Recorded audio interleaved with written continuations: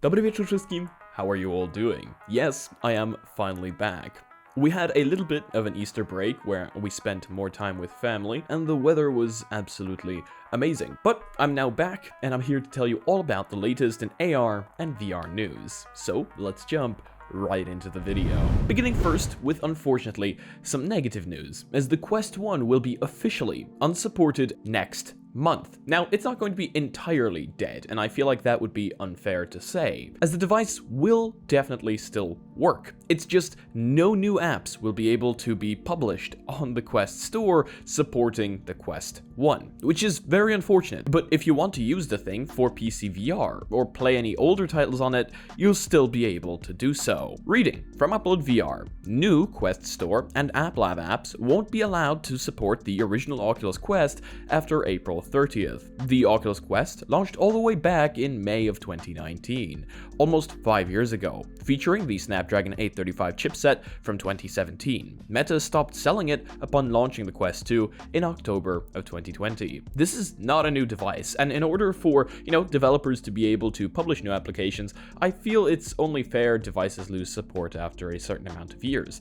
Don't kill the device, don't kill the servers to the point where the device won't be able to turn on, sign in, etc, etc, but yeah, you can and you do have the option of stopping support on new applications. I do find it weird though that they're straight up saying that no new apps will be allowed on the store. I feel like the option for that should be left up to the developers. Meta first announced the slow deprecation of the Quest 1 in January of 2023, and the last system software release for it was V50 back in February of 2023, though it will continue to receive security updates and bug fixes until August this year. The Quest 2, Pro, and 3 are now on V63. So the Quest 1 is a bit outdated, but thousands of people around the world are still using it, and I still sometimes use it for watching movies, as that OLED screen in it is absolutely incredible. So yeah, if you guys are still using and have the Quest 1, you will unfortunately be losing support for any new apps starting next month. I just got added to a WhatsApp group called Binance Ireland Crypto. Definitely not a scam. Here is an exciting piece of news, however, as Basil from our Discord, who has given me tons of kind of more obscure pieces of news in the past,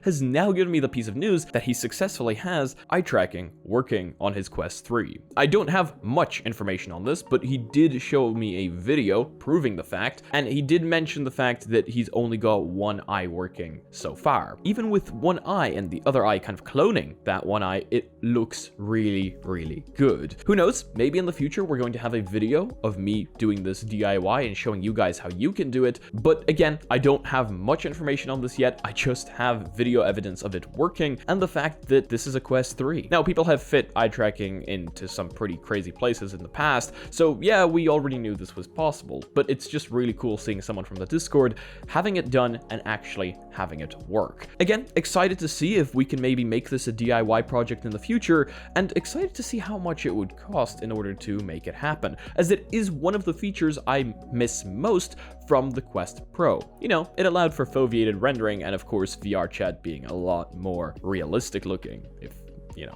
how realistic can VR chat be? Either way though, really, really cool, and I'm excited to see where this goes in the future. Okay, here is kind of a concerning one for those of you that maybe don't like revealing so much of your personal information. We have had multiple videos in the past basically talking about Meta enforcing the fact that they don't want children inside their devices. That age rating has been slowly reducing throughout the last few years. I mean, originally, I believe it was 16, and now it's actually all the way down to 10. But Meta is now asking for confirmation. During the next few days, we will be asked to confirm our ages inside our devices, meaning that if you have anyone below the age of 10 trying to use the device on their own account, well, they won't be able to do so, as apparently they're going as far as asking some users to confirm with an ID or credit card. Reading from Road to VR, Meta announced it's adding an obligatory age confirmation feature on the Quest platform, which in addition to asking you for your real birthday, could also put up a hard barrier for younger users accessing apps that aren't age appropriate, which I think is only fair. Some apps are definitely not age appropriate. Within the next few days, users will be prompted in headset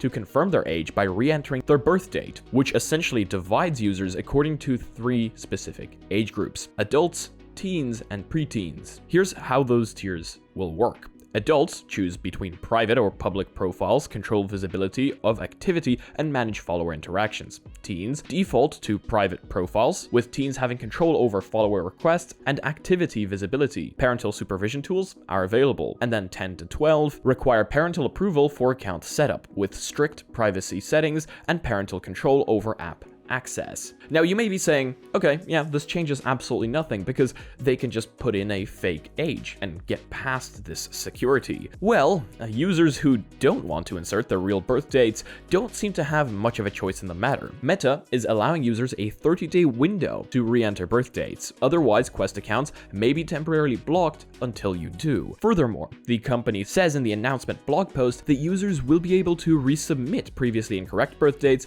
by verifying with the company, which is done either by submitting an ID or credit card. So it really does seem you do not have a choice in the matter. If you do not provide them with an ID or credit card to confirm that, you may now have a problem with your device being locked out until, well, you're either of age or you provide them with your real information. Let me know what you think about this one down below. I feel like that might be quite an interesting thing in the comments. V64 has apparently introduced a new bug, well, a bug that was fixed and is now back, as apparently recording your microphone does not always work when doing screen recording on Quest with V64. From Jordan Kutzer: I'm absolutely losing my mind with MetaQuest 3 and Pro not recording my mic audio in screen recordings. And quoting from Luna on Twitter, this seems to be a V64 bug that returned after being fixed in a previous update. Reminder that you can and should submit bug reports in headset by pressing the Meta/Oculus button 5 times, or going into quick settings, click on the battery/clock and clicking the bug logo. Yeah, you absolutely should. If you guys do find any bugs inside the headset, do submit them. If we do not submit these bug reports, well then Meta can't fix the bugs. The Vision Pro now has 3D spatial personas, which look absolutely amazing, by the way. I've been a big fan of personas since they launched, but now they've brought it up another step as the Apple Vision Pro's long-anticipated spatial personas feature is now available. We actually talked about this possibly coming in later in the year, and yet it's already here. Personas are Apple's realistic virtual avatars on Vision OS, driven in real time by the headset's eye, face, and hand tracking sensors. Since the headset's launch, your persona has appeared as a 2D virtual camera feed in any iPad or iPhone app that requests the selfie camera inside your Vision Pro, as well as Vision OS apps that integrate personas such as FaceTime. Well, now you've got 3D personas, meaning your persona can be floating in a virtual space, turning around, and you have full 3D view of the avatar. It is really cool and looks like it works really, really well from the videos that Apple is showcasing here. Apple is offering 3 spatial persona positioning templates for developers: side-by-side, surround, and conversational. I think it's really cool, and I think spatial personas was the right way to go. I mean, 2D was obviously just the beginning, and it had an obvious upgrade that was just waiting to happen, and this was that upgrade.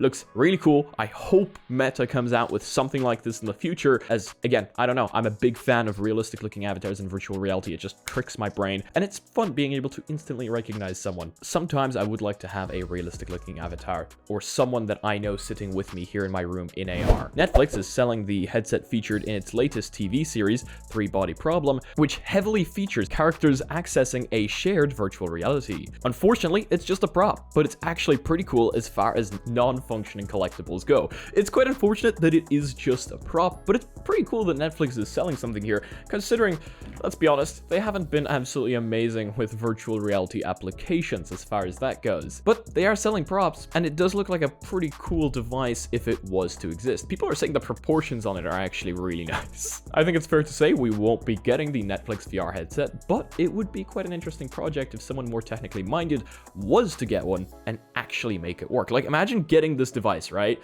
It's a prop, and you take the insides of like a Quest Pro and shove it into this and somehow make it work. I think that would be quite interesting and a pretty cool project if someone wants to take that on. It's $110. It's not the worst thing ever. I mean, it's quite expensive for a prop, but definitely not the worst thing ever. Either way though, that's going to be it for today's video. Thank you all so much for joining me today. I hope you all have a fantastic rest of your day or night. I'm sorry if I look tired or if you see sweat on my forehead. My forehead is glistening, I think. It's like 28 degrees right now. It's absolutely beautiful outside, but yeah, that's my explanation for that. Either way though, if you guys are Polish, we've got a Polish channel down below. Yes, I am still cooking up that video. I'm not quite done with it yet. Check out our Discord and our Reddit down below. We want to see you posting your spice memes. Thank you so much to all the patrons supporting this channel. You guys are amazing. Seriously, much love. Seriously, I greatly appreciate the support. And as usual, if you guys want me to notify the future content coming up on the channel, make sure to smack that subscribe button with your head, ding my bell, and see you again in the next video. Peace. Yeah. Jesus. You really had to be here early if you wanted to get in.